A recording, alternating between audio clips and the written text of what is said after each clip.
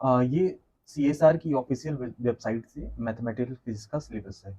इसमें कुछ topics part A में है, लाइक कोर पोर्शन में है, और उसके बाद कुछ टॉपिक एडवांस सेक्शन में है, पार्ट बी में। ठीक है।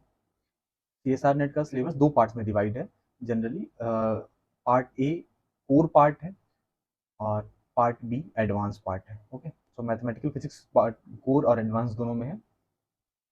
तो पढ़ने में आसानी के लिए हम लोग इसको कुछ चैप्टर्स में डिवाइड कर लेंगे। ओके, पार्ट ए कोर और एडवांस पार्ट दोनों को कुछ चैप्टर्स में डिवाइड कर लेंगे। सो तो उसमें से फर्स्ट चैप्टर होगा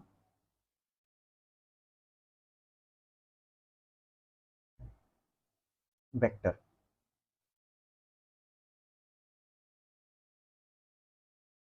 और vector algebra. Second chapter will B matrix.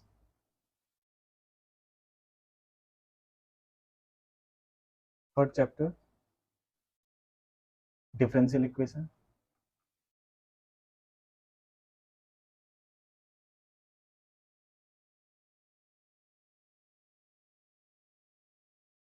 Fourth chapter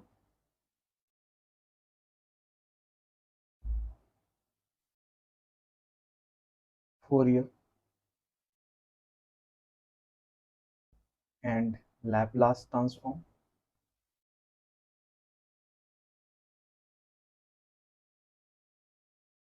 and also Dirac delta function.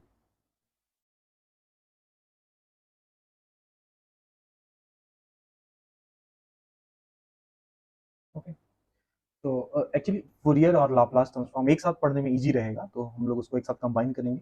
और ये बहुत बड़ा पोर्शन नहीं है, तो उसमें हम साथ साथ डिराक डेल्टा भी पढ़ लेंगे। ओके, थोड़ा बहुत मिलता जुलता है ये इस ट्रांसफॉर्म से, इसलिए हम लोग इसको साथ में पढ़ लेंगे। Fifth chapter will B complex analysis.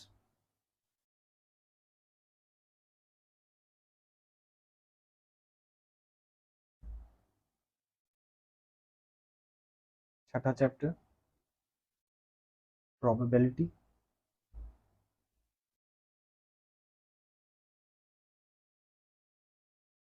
सातवां सीरीज।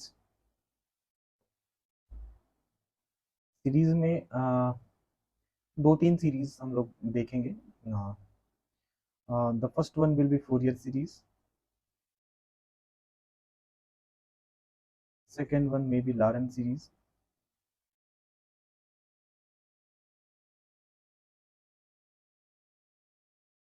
और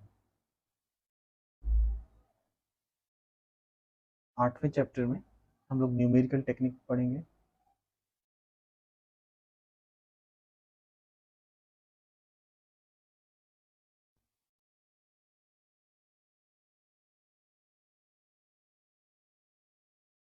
ninth chapter will be for group theory.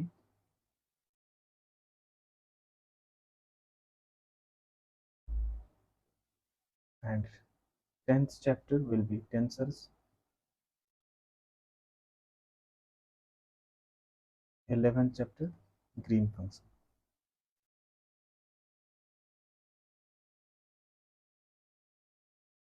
Okay, तो पूरा मैथमेटिकल फिजिक्स कोर और एडवांस,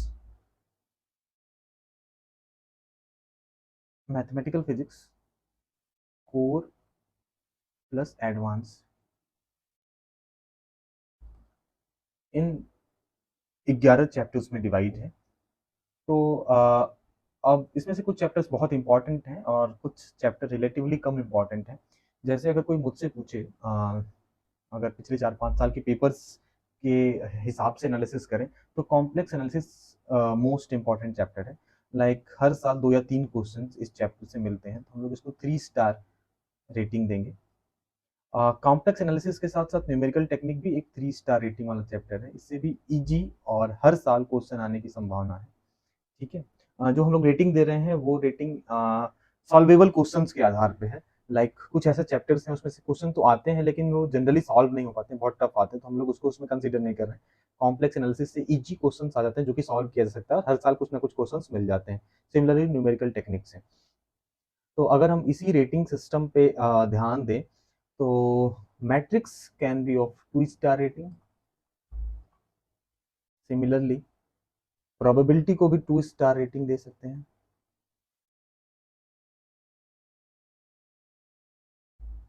वेक्टर अलजेब्रा को 1 स्टार रेटिंग, ग्रीन फंक्शन को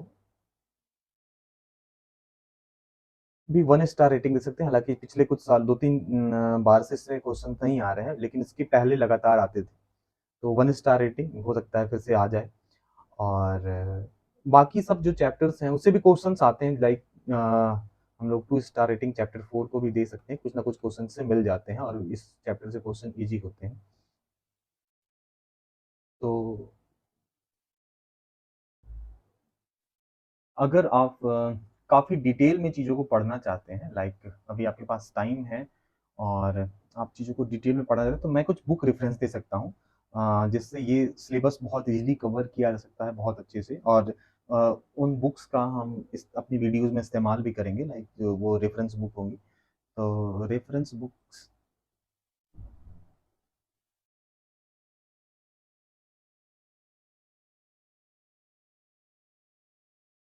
जो पहली बुक होगी that will be mathematical methods for physicist. Mathematical methods for physicist by Arfkin and Weber। The second one इसी की तरह एक और के बुक है जो कि मैथमेटिकल फिजिक्स के नाम से आती है।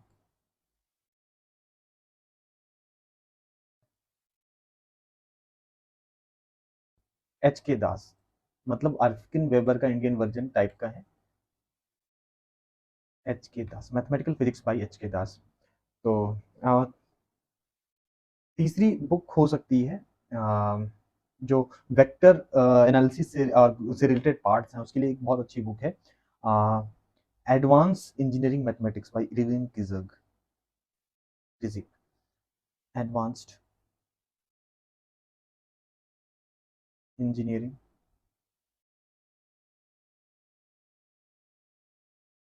Mathematics by Erwin क्रिजिक।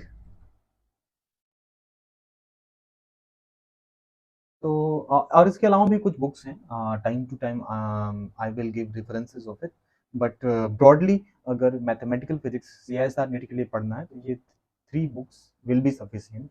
और अगर इसके साथ हम प्रीवियस ईयर क्वेश्चंस लगाते हैं तो मैक्सिमम क्वेश्चंस अटेम्प्ट किए जा सकते हैं।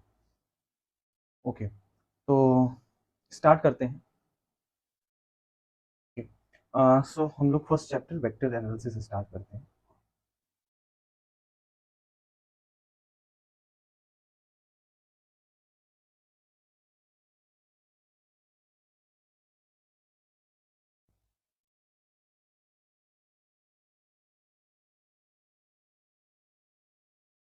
तो we already know about vectors. अगर इसकी डिफिनेशन बतानी हो तो we will say any physical quantity which has magnitude plus direction is called vector. Okay, किसी भी फिजिकल क्वांटिटी के पास मैग्नीट्यूड और डायरेक्शन दोनों हो तो उसको वेक्टर कह सकते हैं। Example may be velocity, acceleration, force, etc. बहुत सारे एग्जांपल्स हैं, हम लोग क्लास 9 से वेक्टर्स के बारे में पढ़ते आ रहे हैं। फिजिक्स में हम लोग वेक्टर को उसके ऊपर एरो लगा के पढ़ते हैं। This is a vector, this is any vector A. अगर हमको इसके मैग्नीट्यूड की बात करनी होगी तो हम लोग लिखेंगे mod of A, like this. और अगर हम लोग को इसके डायरेक्शन की बात करनी होगी तो we will say it's A cap. A cap is equal to vector A upon mod of vector A. Okay, तो वेक्टर्स को कोऑर्डिनेट सिस्टम के रेफरेंस में पढ़ा जाता है। we will start with Cartesian coordinate system and then we will go on further on spherical, polar and cylindrical coordinate systems. Okay. तो first हम लोग पढ़ते हैं कार्टेशियन कोऑर्डिनेट सिस्टम.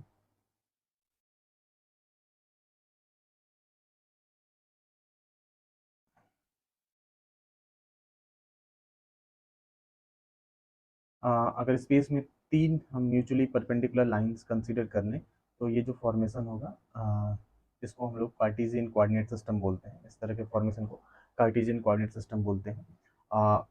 किसी वेक्टर को कार्टेशियन कोऑर्डिनेट सिस्टम में हम लोग इस तरह से रिप्रेजेंट करते हैं. This is A X I cap, A Y J cap plus A Z के कैप.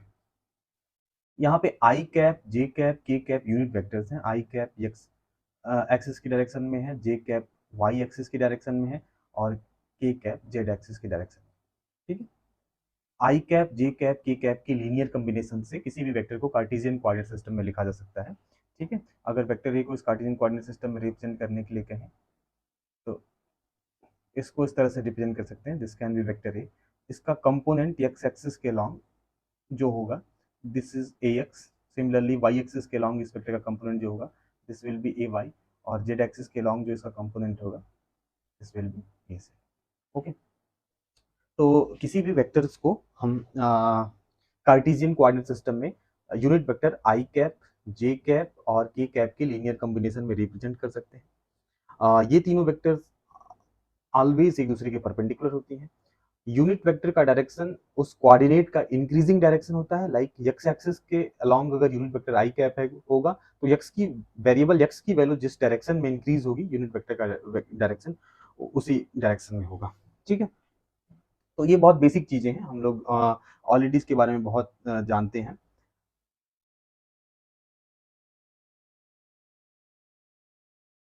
सिमिलरली हम लोग पोजीशन वेक्टर पढ़ते हैं कार्टेशियन कोऑर्डिनेट सिस्टम में. किसी पॉइंट के पोजीशन को कार्टेशियन कोऑर्डिनेट सिस्टम में एक वेक्टर से या किसी भी कोऑर्डिनेट सिस्टम में एक वेक्टर से रिप्रेजेंट कर सकते हैं. That is called position vector. Okay. Suppose space में कोई पॉइंट पी है तो हम लोग उसको एक्स एक्सिस, वाई एक्सिस और जेड एक्सिस के रेफरेंस में रिप्रेजेंट कर सकते हैं एक वेक्टर से. ठीक है. जिसकी टेल ओरिजिन पे होगी और जिसका हेड पॉइंट पी पे होगा. This is vector R. Okay. so vector r is position vector of point p. It can be written as x I cap plus y j cap plus z cap. Okay. So this is how we express position vector in Cartesian coordinate system.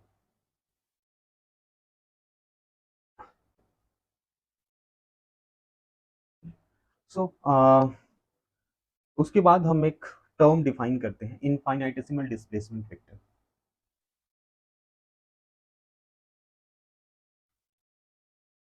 Infinitesimal displacement vector. ठीक है. Infinitesimal का मतलब होता है बहुत छोटा.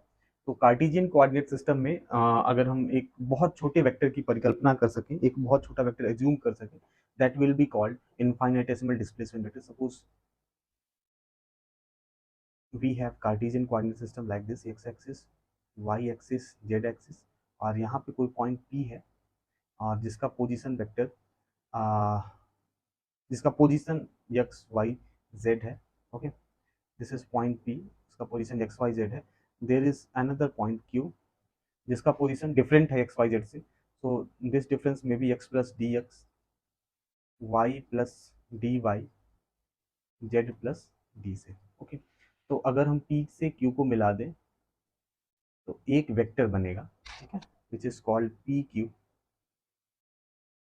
P Q can be written as X plus D X minus X I cap plus Y plus D Y minus Y J cap plus Z plus D Z minus Z के cap. और P Q is D X I cap plus dy j cap plus dz k cap. Okay. Since dx is smallest length along x axis, similarly dy is smallest length along y axis and dz means smallest length along Z axis. तो इन तीनों से मिलकर जो vector बनेगी that will be called infinitesimal displacement vector. Smallest vector in Cartesian coordinate system is this one, and this is called infinitesimal displacement vector. Okay, इसका importance है, बहुत ज़्यादा इम्पोर्टेंस है, हम लोग इसको धीरे धीरे डिस्कस करेंगे। सो इनफाइनाइटेसिमल डिस्प्लेसमेंट वेक्टर के बाद हम लोग आगे बढ़ते हैं। This is also called line element.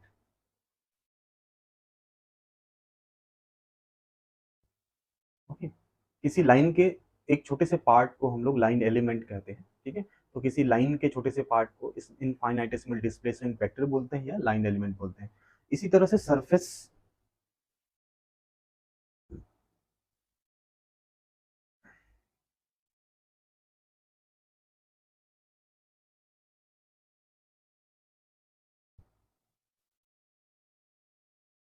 इसी तरह से सरफेस एलिमेंट होते हैं। We know about line element in which is which another name is infinitesimal displacement vector. उसी तरह से सरफेस एलिमेंट्स होते हैं।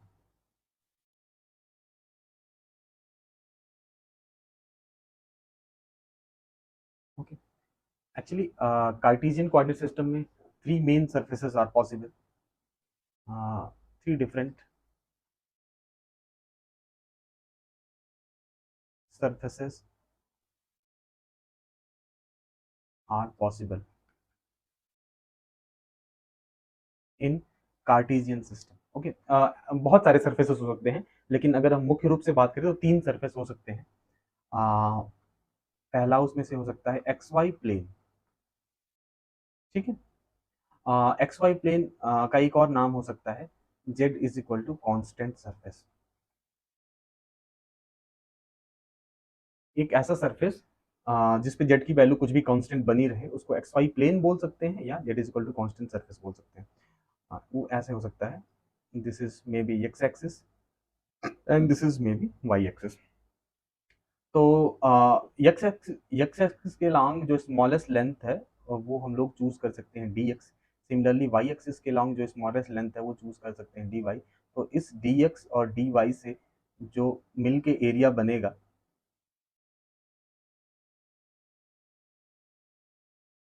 This will be surface element for this X Y plane. इसको हम लोग डी ए से रिप्रेजेंट करेंगे, this is D X into D Y, ठीक है। हम लोग जानते हैं फिजिक्स में सरफेस जो होता है समटाइम इसको वेक्टर की तरह ट्रीट किया जाता है, इसलिए हम लोग यहाँ इसको वेक्टर क्वांटिटी मानेंगे। So this will be D A D x D Y. इसका डायरेक्शन जेड एक्सिस की तरफ होगा, परपेंडिकुलर टू जेड एक्सिस होगा, like perpendicular to X Y plane होगा, तो इसको हम लोग के कैप बोलेंगे, ठीक है।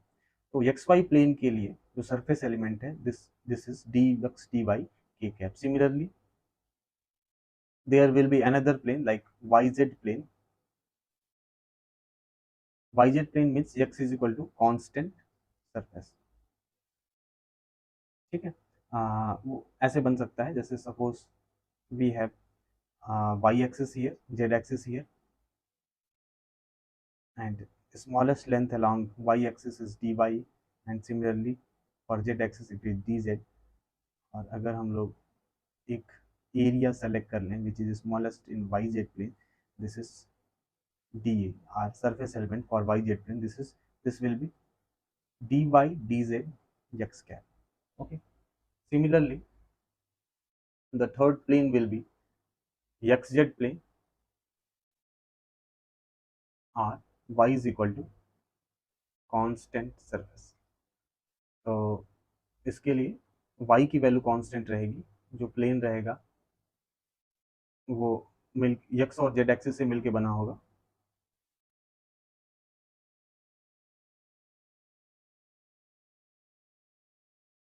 ओके,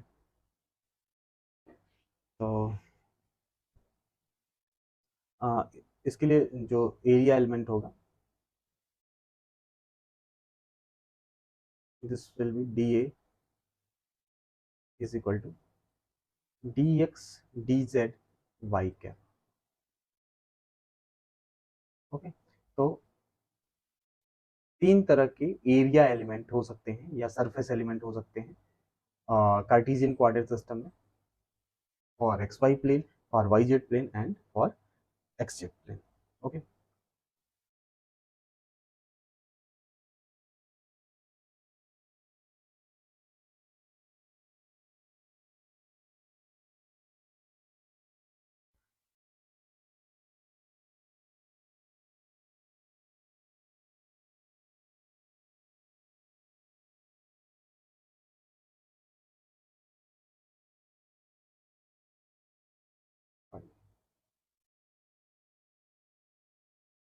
ओके, तो जिस तरह से लाइन एलिमेंट होता है, जिस तरह से सरफेस एलिमेंट होता है, उसी तरह से वॉल्यूम एलिमेंट होता है।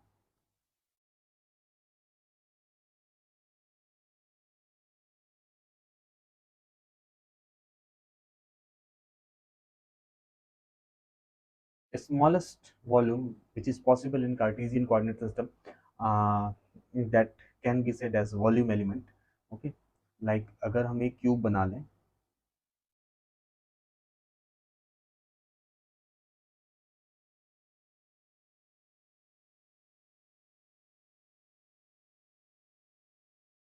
जिसके डायमेंशंस लाइक एक्स एक्सिस की तरफ वो dx हो, वाई एक्सिस की तरफ वो dy हो, और जेड एक्सिस की तरफ वो dz हो, तो इस क्यूब का जो वॉल्यूम होगा that will be called volume element for Cartesian coordinate system. This is dv, dx, dy, dz, multiplication of all three, dx, dy, dz. Okay, तो अभी तक हम लोग कार्टेशियन कोऑर्डिनेट सिस्टम में पढ़े, लाइक वेक्टर क्या होती है, वेक्टर का रिलेशन कोऑर्डिनेट सिस्टम से है. अलग अलग कोऑर्डिनेट सिस्टम में वेक्टर्स अलग अलग फॉर्म में होती है. कार्टेशियन कोऑर्डिनेट सिस्टम इसका सिंपलेस्ट फॉर्म है, जहाँ पे वेक्टर्स को हम लोग एक आई कैप, जे cap, K cap unit vectors की लीनियर कॉम्बिनेशन से रिप्रेजेंट कर सकते हैं. अगर हम एक बहुत छोटा वेक्टर, स्मॉलेस्ट वेक्टर एज्यूम कर लें कार्टेशियन कोऑर्डिनेट सिस्टम में, that will be called infinitesimal displacement vector. Similarly infinitesimal displacement vector की तरह ही कुछ स्मॉलेस्ट एरिया डिफाइन किए जा सकते हैं कार्टेशियन कोऑर्डिनेट सिस्टम में, that may be called surface element और एरिया एलिमेंट. और उसी तरह एक सबसे छोटा वॉल्यूम डिफाइन किया जा सकता है, which is called volume element. Okay, तो अभी हम लोग कार्टेशियन कोऑर्डिनेट सिस्टम के बारे में जान गए हैं. अब हम लोग अगले कोऑर्डिनेट सिस्टम की तरफ चलते हैं, which is spherical polar coordinate system.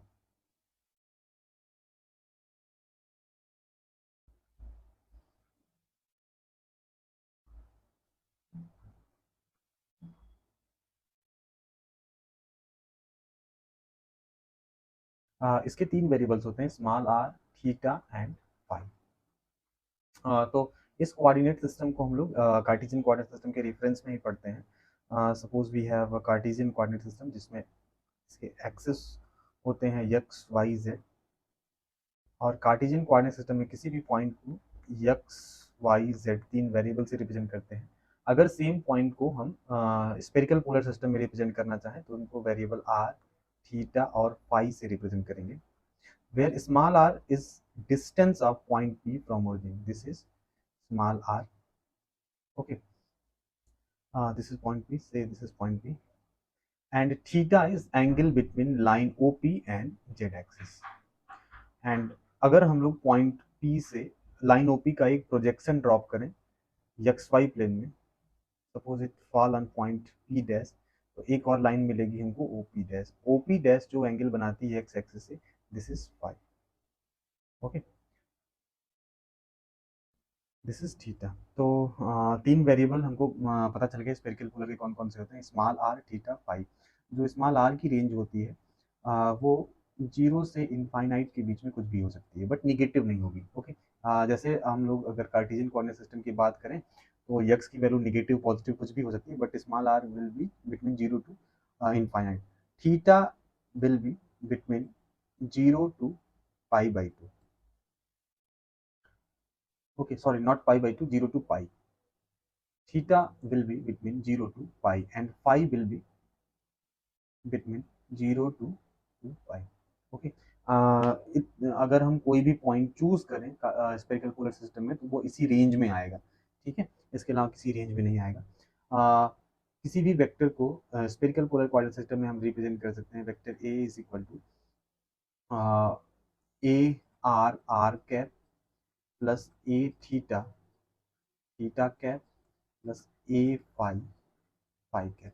Here are cap comma theta cap and phi cap are unit vectors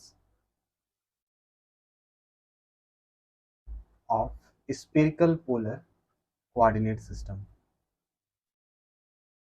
okay, जैसे हमें पता है कार्टेशियन कोऑर्डिनेट सिस्टम की unit vectors I cap J cap K cap होती हैं, तो similarly spherical polar coordinate system की unit vector R cap theta cap और फाई कैप होती हैं। जिस डायरेक्शन में वेरिएबल इंक्रीज होता है यूनिट वेक्टर का डायरेक्शन वही होता है। जैसे फॉर एग्जांपल हम अगर फिर से कोऑर्डिनेट सिस्टम ड्रॉ करें, suppose this is point P, so this is R, okay, variable R इस डायरेक्शन में इंक्रीज होगा, तो R cap will be in this direction, okay.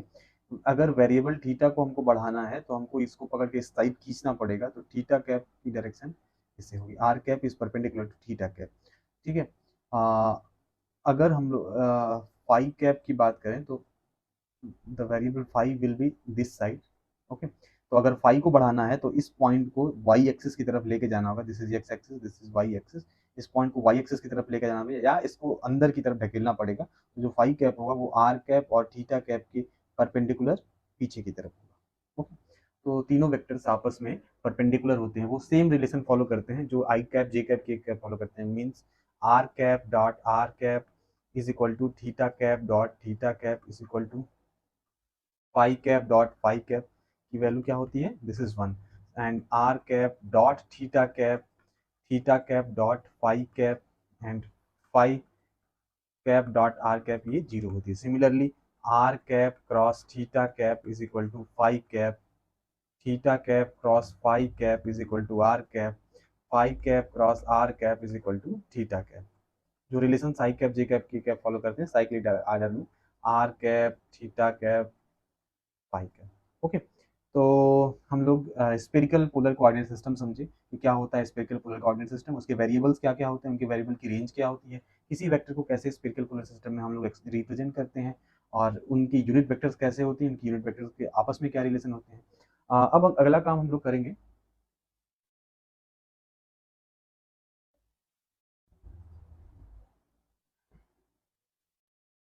Vector analysis continued.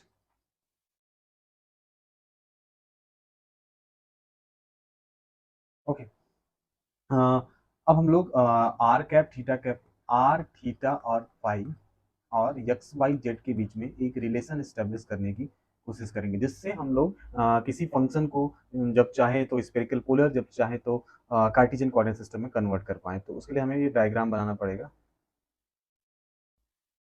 This is X axis, this is Y axis and this is Z axis. Here कोई point P है, coordinate Cartesian में एक्स Y जेड है और spherical polar में R theta phi है, ठीक है। ये जो लाइन ओपी है दिस इज आर, ये एंगल थीटा है, ठीक है।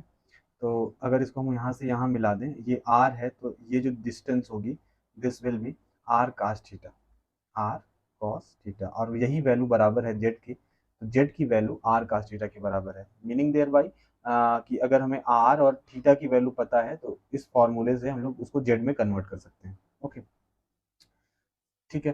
दूसरा काम ये करते हैं कि हम प्रोजेक्शन ड्रॉप करते हैं एक्स वाई प्लेन में पॉइंट पी से किसी पॉइंट पी डैश पे। तो ये जो एंगल है दिस इज फाई, ठीक है। तो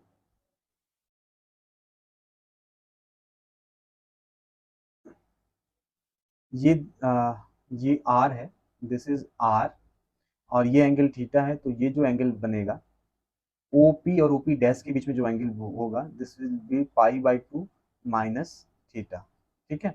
तो ये आर है, ये आर कॉस थीटा है, तो इस हिसाब से ये जो लाइन होगी होगी OP dash, this will be are sine theta. ठीक है, अब ये आर साइन थीटा है और ये एंगल फाई है, तो ये जो होगा this will be are sine theta cos phi. ठीक है, और similarly this will be are sine theta sine phi. ठीक है, तो और ये डिस्टेंस कार्टेशियन सिस्टम में x के बराबर होगी और ये डिस्टेंस कार्टेशियन सिस्टम में y के बराबर होगी। इस डायग्राम से हमको X Y Z R theta phi में रिलेशन पता चलता है, like x is equal to are sine theta cos phi and y is equal to are sine theta sine phi.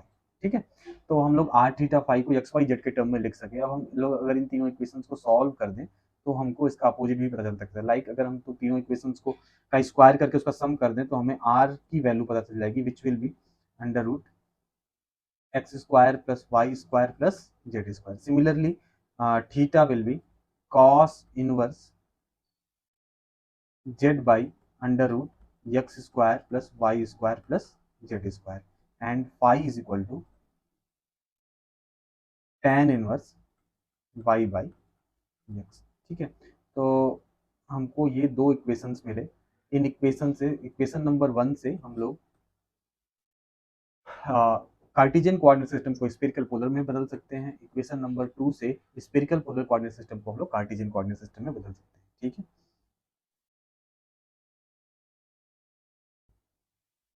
Okay. तो अगला काम अब हम लोग Cartesian unit vectors which is X cap Y cap Z cap और spherical polar unit vector which is are cap theta cap और phi cap के बीच में रिलेशन स्टेब्लिश करने की कोशिश करेंगे। ओके, तो फिर से हम लोग सेम डायग्राम लेंगे, X Y Z. Okay, suppose करो, सपोज कि यहाँ पे कोई पॉइंट पी है जिसका पोजीशन वेक्टर कैपिटल आर है। ठीक है, तो हम लोग इसको कार्टेशियन कोऑर्डिनेट सिस्टम में लिख सकते हैं, capital R is equal to X cap plus Y cap plus Z cap. Same X I cap Y J cap Z के कैप, तो अभी हम लोग अगर X cap Y cap Z cap use करेंगे तो ज़्यादा अच्छा लगेगा। This is equation number 1। We know relation between Cartesian and spherical polar variables, we already know, we हम लोग पीछे डिराइव किए। वी नो एक्स की वैल्यू जो होती है R sine theta cos phi के बराबर होती है, वाई की जो वैल्यू होती है R sine theta sine phi के बराबर होती है, जेड की जो वैल्यू होती है आर कॉस थीटा के बराबर होती है। ठीक है, तो ये इक्वेशन 2 है। हम लोग इक्वेशन नंबर 1 में इक्वेशन 2 का यूज कर दें तो we will have vector R is equal to are sine theta cos phi X cap plus R sine theta sine phi Y cap plus R cos theta Z cap. ठीक है, अभी क्या करें, हमको चेंज देखना पड़ेगा कि वेरिएबल स्मॉल आर चेंज करने पे कैपिटल आर में कितना चेंज आ रहा है। तो डिफ्रेंशिएट करें, दिस इज इक्वेशन नंबर 3। ठीक है, differentiating equation 3 with respect to small R partially. ठीक, तो del vector R by del small R, तो पार्शियल डिफरेंशिएशन में सिर्फ स्मॉल आर इस इक्वेशन 3 से हट जाएगा और बाकी सारी चीजें सेम रहेंगी। तो ये होगा sine theta cos phi X cap plus sine theta sine phi Y cap plus cos theta Z cap. ठीक है, अब इसी का इस इक्वेशन का मॉड निकालें। अगर हम लोग मॉड निकालना चाहें del vector R by del vector small R, तो ये होगा under root of sine theta cos phi का square plus sine theta sine phi का square plus cos square theta. ठीक है, हम लोग इसको सॉल्व करेंगे तो इसकी वैल्यू 1 आएगी। ठीक है, तो now unit vector now unit vector R cap will be, जो यूनिट वेक्टर आर कैप होगी इसकी value del vector R by del small R upon mod of del vector R by del small are.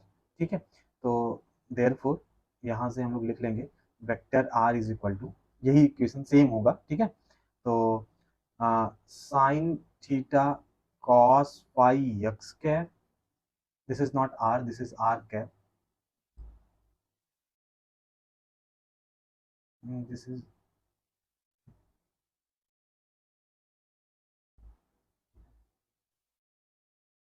r cap is equal to sin theta cos phi x cap plus sin theta sin phi y cap plus cos theta z cap। ठीक है, तो अभी हमने r cap को convert कर लिया x cap, y cap और z cap में। ठीक है, सिमिलर प्रोसीजर से हम लोग थीटा कैप कैलकुलेट कर सकते हैं। कैसे करेंगे? थीटा कैप की वैल्यू होगी इक्वेशन 3 से वही काम, del vector R by del theta upon mod of del vector R by del theta. ठीक है, तो इसकी जो वैल्यू आएगी this will be cos theta cos phi X cap plus cos theta sine phi Y cap minus sine theta Z cap. ठीक है, हम लोग इसको इक्वेशन नंबर 4 बताएं और इसको इक्वेशन नंबर 5 बताएं। ठीक है, similarly we can calculate phi cap. ठीक है, फाई कैप की वैल्यू क्या आएगी? डेल कैसे निकालेंगे? Del vector R by del phi upon mod of del vector R by del phi. ठीक है, तो इसकी जो वैल्यू आएगी after calculation this will be minus sine phi X cap plus cos phi Y cap plus 0 Z cap. Okay, this will be equation number 6। ठीक है, तो like अगर हमें आर कैप, थीटा कैप और फाई कैप पता है तो हम लोग उसको चेंज कर सकते हैं एक्स कैप, वाई कैप और जेड कैप में। सिमिलरली अगर हमें X cap, Y cap, Z cap पता है तो हम लोग उसको R cap, theta cap, phi cap में भी चेंज कर सकते हैं। एक मैट्रिक ट्रांसफॉर्मेशन करना है, like equation number 3, 4, 5 can collectively be written in matrix form. एक मैट्रिक्स बना के लिख सकते हैं, जैसे आर कैप, थीटा कैप और फाई कैप को हम लोग एक कॉलम मैट्रिक्स में लिख दें। ठीक है, और जो बाकी चीजें हैं इसको एक 3 क्रॉस 3 की स्क्वायर मैट्रिक्स में लिखें, like sine theta cos phi, sine theta sine phi और कॉस थीटा, और यहाँ cos theta cos phi, cos theta sine phi और यहाँ माइनस साइन थीटा, यहाँ minus sine phi cos phi और 0, और यहाँ पे एक्स कैप, वाई कैप और जेड कैप। ठीक है, तो दिस में भी इक्वेशन 7। ठीक है, अब क्लियरली ये जो मैट्रिक्स है ये एक ऑर्थोगोनल मैट्रिक्स है, तो ऑर्थोगोनल मैट्रिक्स का इनवर्स लेना इजी होता है। तो इनवर्स लेके हमें ये फायदा होगा कि हम एक्स कैप, वाई कैप और जेड कैप की वैल्यू लिख सकेंगे R cap, phi cap, R cap, theta cap और फाई कैप में। फॉर एग्जाम्पल मैं दिखाता हूँ, जैसे ये हो गया equation number 7।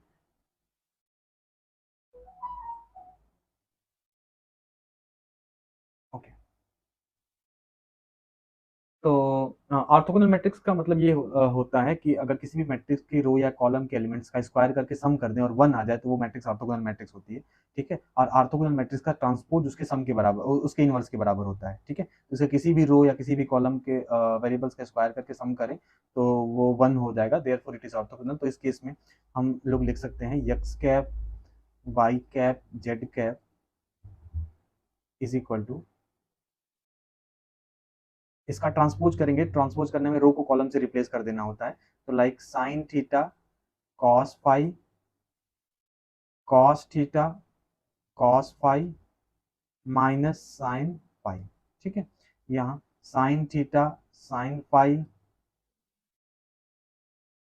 Cos theta sine phi, cos phi, cos theta minus sin theta, 0 here will be r cap, theta cap and phi cap. ठीक है, दिस इज इक्वेशन नंबर 8.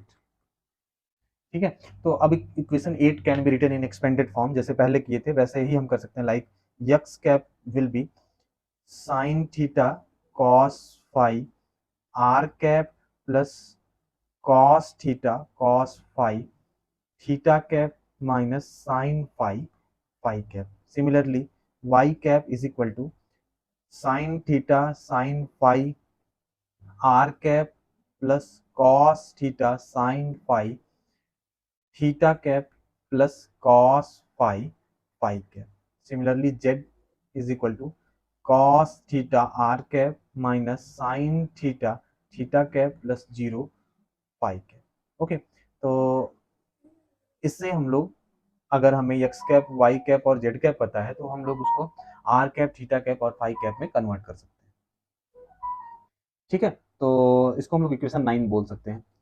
तो जैसे कभी कभी किसी वेक्टर को कोऑर्डिनेट एक कोऑर्डिनेट से दूसरे कोऑर्डिनेट में चेंज करने के लिए पूछा जाता है, तो वहाँ पे ये चीज़ें हेल्पफुल हो सकती हैं. ठीक है, अगर हमें ये मैट्रिक्स याद रहे, इस तरह की मैट्रिक्स किस तरह से याद हो जाए, तो हम स्विच कर सकते हैं किसी भी कोऑर्डिनेट सिस्टम में. तो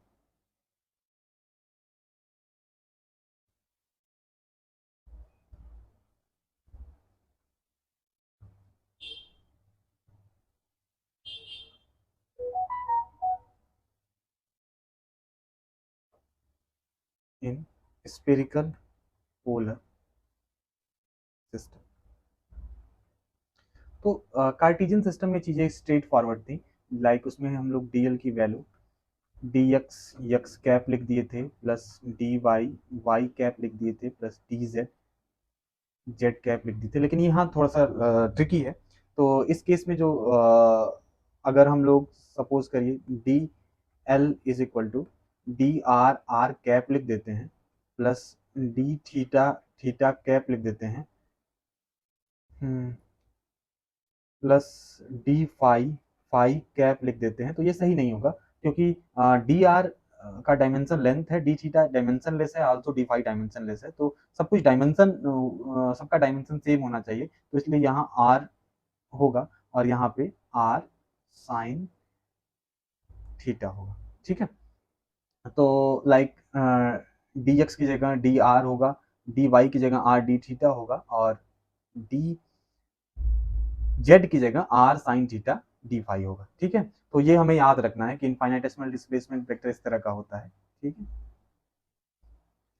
ये आर डी थीटा और R sine theta D phi angle is equal to arc by radius वाले फार्मूले से आई है, उस वाले फार्मूले से इसको डिराइव किया है. तो इसको बहुत डिटेल में जाने की जरूरत नहीं है, बहुत कुछ अगर हम विजुलाइज कर पाएंगे तो वो बहुत ईजी है. तो infinitesimal displacement vector in spherical polar system, उसको इस तरह से लिखेंगे. उसके बाद जिस तरह से कार्टेशियन कोऑर्डिनेट सिस्टम में अलग अलग सर्फेसेस थे, वो इस तरह से यहाँ भी बहुत सारे सर्फेसेस होंगे. जैसे R is equal to constant surface.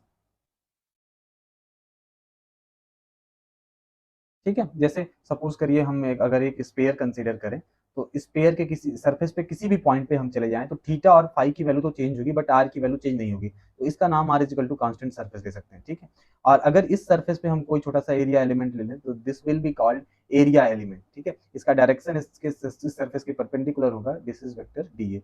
तो वेक्टर डी ए की D A for R is equal to constant surface होगा इन दोनों का मल्टीप्लिकेशन, इसका और इसका मल्टीप्लिकेशन. तो R D theta multiplied by R sine theta D phi. ठीक है, और जो यूनिट वेक्टर होगी वो इसकी होगी. ठीक है, आर कैप. तो ओवरऑल इसको हम लोग डी ए को लिखेंगे R square sine theta D phi are cap.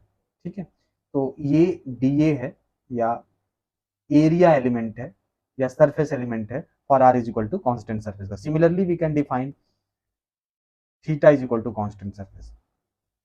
ठीक है, तो theta is equal to constant surface में जो डी ए होगा वो किसका किसका मल्टीप्लिकेशन होगा, उसमें हम लोग डी आर को मल्टीप्लाई करेंगे इससे.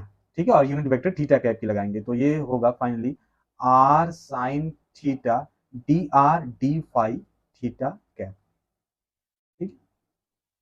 Theta is equal to constant surface like surface of a cone, ठीक है। अगर हम लोग इसको एज्यूम करें, जैसे अगर हम लोग एक कोन बना लें कुछ इस तरह से, ठीक है, ये एक्सिस है उसका और इस पॉइंट को हम ओरिजिन माने, तो अगर हम कोन के कर्व सरफेस पे कहीं भी जाएं तो आर की वैल्यू चेंज हो सकती है, हम लोग ओरिजिन से दूर या पास आ सकते हैं। थीटा की वैल्यू चेंज नहीं होगी, थीटा की वैल्यू ये इसका एंगल ही रहेगा, तो वो कोन के किसी भी पार्ट पे चेंज नहीं होगा। आर और फाई चेंज होगा, थीटा चेंज नहीं होगा, तो कोन के सरफेस को हम लोग theta equal to constant surface बोल सकते हैं। और उस सरफेस का जो एरिया एलिमेंट होगा जिस वो इस तरह का होगा। सिमिलरली तीसरा सरफेस हम लोग डिफाइन कर सकते हैं, which is called phi is equal to constant surface. मतलब हम लोग एक ऐसे सरफेस की परिकल्पना करें जिसपे वेरिएबल फाई कांस्टेंट रहता है, स्फेरिकल पोलर कोऑर्डिनेट सिस्टम में, तो उसको बोलते हैं phi is equal to constant surface. तो अगर इसको कैलकुलेट करना है तो इसमें क्या क्या करेंगे, सेम तरीका वही होगा, डी आर को मल्टीप्लाई करेंगे आर डी थीटा से और यूनिट वेक्टर फाई कैप की लगाएंगे, तो this will be r D theta phi cap, ठीक है। सेम उसी तरह से हम लोग कार्टेशियन कोऑर्डिनेट सिस्टम में अलग अलग एरिया एलिमेंट इवेल्युएट किए थे, उसी तरह से हम लोग स्फेरिकल पोलर कोऑर्डिनेट सिस्टम में अलग अलग एरिया एलिमेंट निकाल लेंगे, ठीक है। इसका इस्तेमाल आएगा जैसे हम लोग आगे बढ़ेंगे थोड़ा सा वेक्टर एनालिसिस में, तो हम लोग इसका इस्तेमाल करेंगे, ठीक है। हम लोग पहले से जानते हैं, एमएससी की क्लासेस में मैथमेटिकल फिजिक्स वगैरह पढ़ते टाइम हम लोग इसके बारे में डिटेल में पढ़े थे, लेकिन अभी हम रिवाइज कर रहे हैं, अभी हम सीख रहे हैं कैसे लिखना है इसको और कैसे याद रखना है, ठीक है। तो हम अगर हमें डीएल याद रहेगा तो हम किसी भी सरफेस के लिए हम एरिया एलिमेंट निकाल सकते हैं, ठीक है। सिमिलरली हम लोग वॉल्यूम एलिमेंट पढ़े थे, तो अगर वॉल्यूम एलिमेंट निकालना है तो तीनों का मल्टीप्लीकेशन करना होगा, like D R R D theta और R sine theta D phi को मल्टीप्लाई करना होगा। जब भी वॉल्यूम एलिमेंट की बात करेंगे तो वो एक स्केलर क्वांटिटी होती है, तो डायरेक्शन के बारे में नहीं सोचना है, ठीक है। तो volume element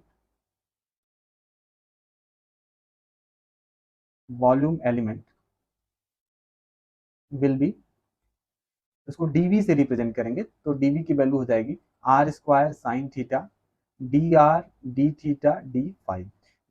spherical polar coordinate system का वॉल्यूम एलिमेंट का मतलब है एक छोटा सा स्पेयर, एक छोटा सा वॉल्यूम। जैसे अगर हमको टोटल वॉल्यूम निकालना है, जो ही रेंज है स्पेरिकल पोलर सिस्टम की, उसमें हम लोग इसको इंटीग्रेट कर दें, लाइक आर को हम लोग जीरो से कैपिटल आर करें, थीटा को जीरो से हम लोग पाई करें जो लिमिट थी, और फाई को जीरो से टू पाई करें, और r square sine theta D R D theta d phi को इंटीग्रेट करें। तो इस तरह का इंटीग्रेशन आपने पहले किया होगा, उसमें हम क्या करते हैं, सारे अलग वेरिएबल्स को अलग अलग कर देते हैं। जैसे आर वाले को एक साथ कर देंगे R square D R, multiply by theta वाले को एक साथ zero to pi sine theta D theta, और multiplied by zero to two pi D phi, ठीक है। तो यहाँ से जो आएगा ये आर क्यूब बाई थ्री आएगा, यहाँ से जो आएगा वो टू आएगा, और यहाँ से जो आएगा वो टू पाई आएगा, ठीक है। तो इन तीनों को आपस में मल्टीप्लाई करेंगे तो ये हो जाएगा four by three pi r cube, जो कि वॉल्यूम है एक स्पेयर का जिसकी रेडियस कैपिटल आर है, ठीक है।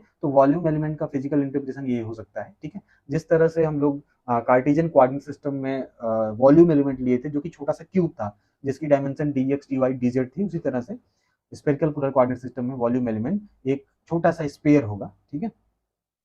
तो अभी हम स्पेरिकल पोलर कोऑर्डिनेट सिस्टम पढ़े, ठीक है। तो स्पेरिकल पोलर कोऑर्डिनेट सिस्टम में के जो वेरिएबल्स होते हैं आर थीटा और फाई होते हैं, ठीक है ना। आर थीटा फाई और sine theta cos theta, r theta phi और एक्स वाई जेड में क्या रिलेशन होता है वो भी हम जान गए, ठीक है। उसके बाद यूनिट वेक्टर्स में क्या रिलेशन होता है वो हमें पता है, r cap theta cap phi cap x cap Y cap Z cap में क्या रिलेशन है ये भी हमें पता है, ठीक है। उसके बाद लाइन एलिमेंट क्या होता है, उसके बाद एरिया एलिमेंट क्या होता है, और वॉल्यूम एलिमेंट क्या होता है स्पेरिकल पोलर कोऑर्डिनेट सिस्टम में, वो हम जानेंगे। तो अगर इतनी बातें हमें स्पेरिकल पोलर कोऑर्डिनेट सिस्टम की पता है तो हम लोग नेट में आने वाले सवाल सॉल्व कर सकते हैं, और अगर इसके अलावा कुछ आता है तो हम लोग उसको वहीं डिस्कस करेंगे, ठीक है। इसके बाद हम लोग एक नए कोऑर्डिनेट सिस्टम की ओर चलते हैं जिसका नाम है which is cylindrical coordinate system. First coordinate system was Cartesian, second was spherical polar, and third was cylindrical coordinate system. Cylindrical coordinate system.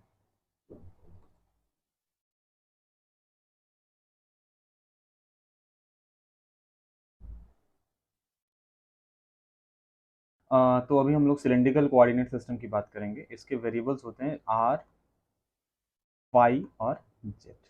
ठीक है। ये ऑलमोस्ट थोड़ा थोड़ा स्पेरिकल पोलर कोऑर्डिनेट सिस्टम की तरह ही होता है, और उसका उससे आसान होता है। इसको भी हम लोग कार्टेशियन के रेफरेंस में ही समझने की कोशिश करेंगे। जैसे suppose we have Cartesian coordinate system. One second.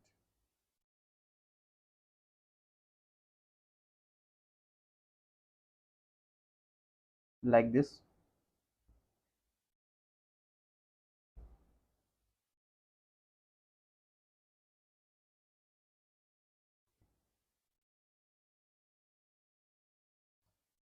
This is x axis, this is y axis and this is z axis। और यहाँ कोई अगर पॉइंट P है, तो कार्टेशियन में इसको हम लोग रिप्रेजेंट करते हैं x, y, z से। सिलिंड्रिकल में रिप्रेजेंट करेंगे r, phi, z से। ठीक है। जो r है that will be perpendicular distance of point P from z axis. Okay, तो r जो है ये z एक्सिस से पॉइंट P की परपेंडिकुलर डिस्टेंस है। This is r। ठीक है। पाई क्या है? अगर हम पॉइंट P से एक प्रोजेक्शन ड्रॉप करें एक्स वाई प्लेन में, सपोज इस पॉइंट पे कोई पॉइंट P डैश आता है, दिस इज प्रोजेक्शन।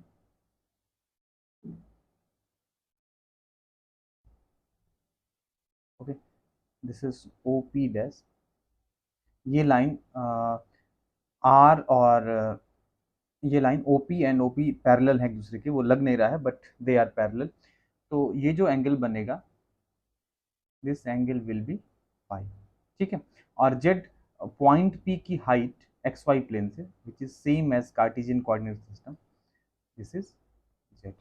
ओके, तो इस सिलिंड्रिकल कोऑर्डिनेट सिस्टम के तीन वेरिएबल्स होते हैं। Small r is the distance of point P, pi is the angle of OP dash from x axis, और z is the height of point P from xy plane, or it is same as spherical polar Cartesian system। Okay, जो range होगी small r can very from 0 to infinite in cylindrical system, pi can vary from 0 to 2 pi, and z can vary from minus infinite to plus infinite। Okay, तो ये होगा। Unit vectors same यहाँ पे r cap, pi cap और Z cap होंगे। ठीक है। R cap means increasing direction of small r, this is are cap. ठीक है। Let me make it little bit more clear. ये पॉइंट P है, तो आर कैप इस डायरेक्शन में होगा। ठीक है। जो फाई कैप है वो पीछे की तरफ होगा, below the plane, this is phi cap. R cap and phi cap will be perpendicular to each other, और जो जेड कैप होगा वो ऊपर की तरफ होगा, दिस इज जेड कैप। ठीक है। तो r cap, phi cap and z cap follow the same relations which like i cap, J cap and k cap. ठीक है। तो अब अगला काम हमको रिलेशन एस्टेब्लिश करना है। What is relation between X Y Z and R theta phi. तो relation between X Y Z and R theta and phi. ठीक है।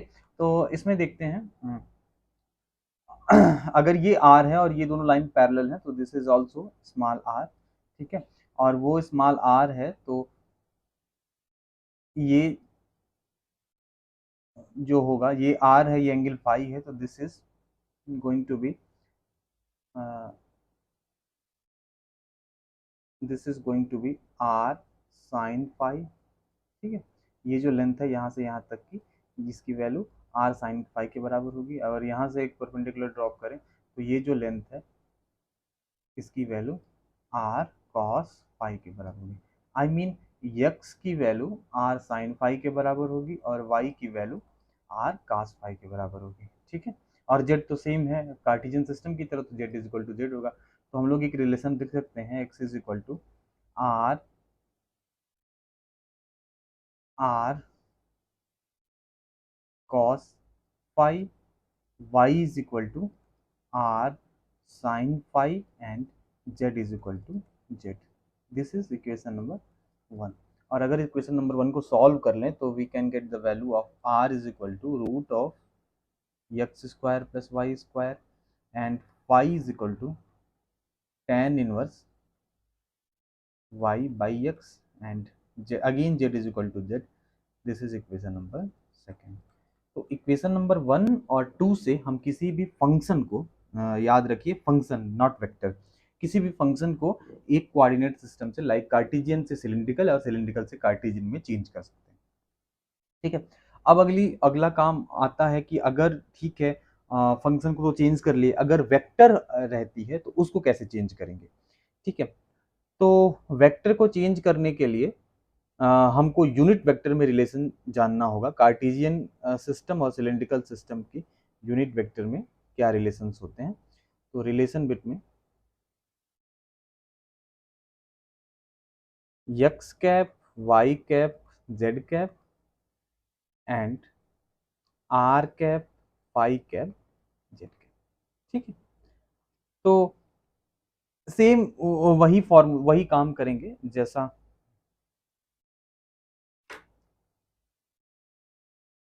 सेम उसी तरीके से हम लोग इसको सॉल्व करेंगे जैसे हम लोग पहले करते आए हैं स्फेरिकल पोलर सिस्टम के लिए। तो here are cap can be written as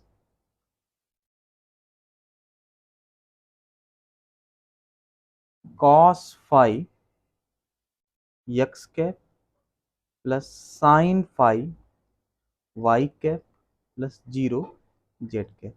Similarly, phi cap can be written as minus of sin phi x cap plus cos phi y cap plus 0 z cap, and z cap is equal to 0 x cap plus 0 y cap plus 1 z cap or z cap. So this is equation number 3। Equation number 3 से अगर कोई vector हमें cylindrical system में दी जा रही है तो हम लोग उसको x cap Y cap Z cap में कन्वर्ट कर पाएंगे। सेम फिर से उसी तरह से हम लोग इसको x cap Y cap Z cap के फॉर्म में लिख सकते हैं, like x cap is equal to cos phi are cap minus sine phi phi cap plus 0 Z cap, y cap is equal to sin phi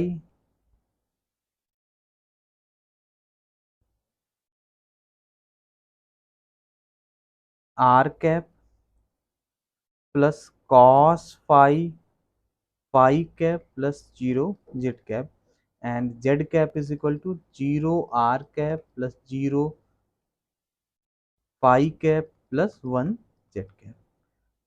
This is equation number 4। Okay, तो same जैसे हम लोग derive किए थे उसको same हम लोग इसको भी डिराइव कर सकते हैं। ठीक है, ये याद रखना इम्पॉर्टेंट है, इससे अगर कोई वेक्टर हमें सिलिंड्रिकल कोऑर्डिनेट सिस्टम में पूछा जाता है तो हम उसको कार्टेशियन में कन्वर्ट कर सकते हैं। इन दोनों को याद रखने का मैं एक ट्रिक बताऊंगा जब क्वेश्चन सॉल्व कराऊंगा तब, लेकिन अभी के लिए आप कोशिश करिए कि आप इसको सीख लें, आप इसको याद कर लें, अपने आप से कोई ट्रिक बना के याद कर लें तो वो ज़्यादा बेटर रहेगा आप लोगों के लिए। ठीक है, नेक्स्ट चलते हैं। तो हमने सिलिंड्रिकल कोऑर्डिनेट सिस्टम के क्या वेरिएबल्स हैं ये पढ़ा, उन वेरिएबल का कार्टेशियन वेरिएबल से क्या रिलेशन है वो पढ़ा, और उनकी यूनिट वेक्टर का कार्टेशियन यूनिट वेक्टर से क्या रिलेशन है वो पढ़ा। अगला काम करते हैं, infinitesimal displacement vector. Okay,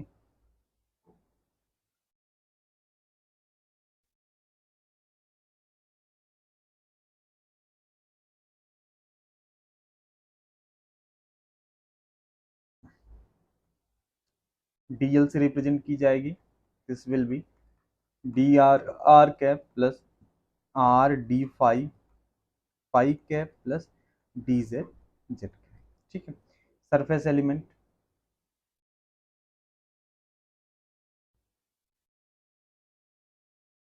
first r is equal to constant surface के लिए डी ए कैसे लिखेंगे, इसका मल्टीप्लिकेशन करेंगे इससे, तो क्या हो जाएगा r D phi d z, unit vector किसकी होगी, आर कैप की।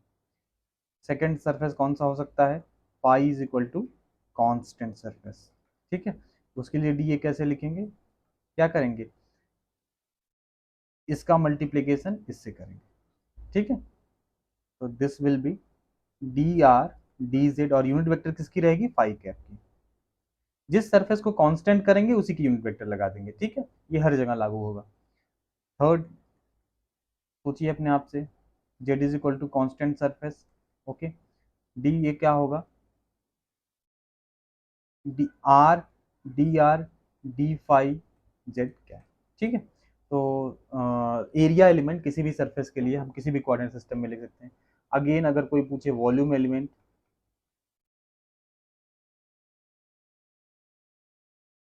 तो दिस विल बी डीवी से रिप्रेजेंट करेंगे, कैसे लिखेंगे, तीनों का मल्टीप्लिकेशन, इसका इसका और इसका मल्टीप्लिकेशन करेंगे, तो this will be r D phi d z, this is volume element, ठीक। हम लोग इंटीग्रेट भी किए थे स्पेरिकल पोलर में, यहाँ इंटीग्रेशन पे क्या आएगा, लाइक अगर हम लोग आर को जीरो से कैपिटल आर में इंटीग्रेट करें, पाई को जीरो से टू पाई में इंटीग्रेट करें, यल जेड को जीरो से यल में करें, ठीक है, r D phi d z, तो बताइए आप लोग आंसर क्या होगा, ये होमवर्क रहेगा, ठीक है। तो